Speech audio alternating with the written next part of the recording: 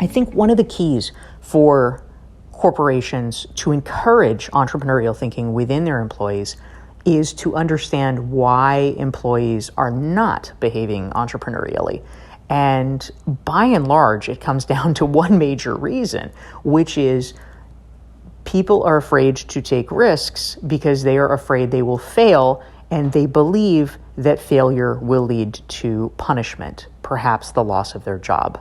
And if that's the frame that people have in their mind, then you can understand why they wouldn't want to be entrepreneurial. Who wants to take a risk that will lead to them getting fired? So the key for HR and for corporate leaders in general is to de-risk the process for potential intrapreneurs. First, it's about publicly calling out the fact that this behavior is encouraged and making it clear and making it explicit that this is something that you would like your employees to attempt and to aspire to. Second, it is celebrating employees who do behave entrepreneurially.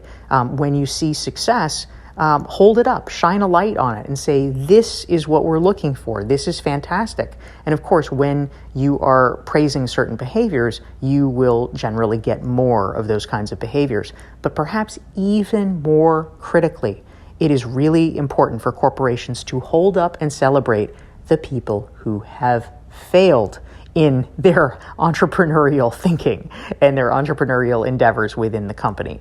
That's the part that people are afraid of, right? Is they might say, oh, well, if Sandeep did this entrepreneurial innovation and it worked, well, that's great, but what happens to all the people who tried it and it didn't work? Did they get broomed out? And if you can hold up that person and let it be known that no, they are not fired. In fact, you are praising them. You are praising their effort. It doesn't matter if it is a failure, because the whole point of entrepreneurial thinking is not that you are going to spend millions and billions of rupees trying to accomplish something.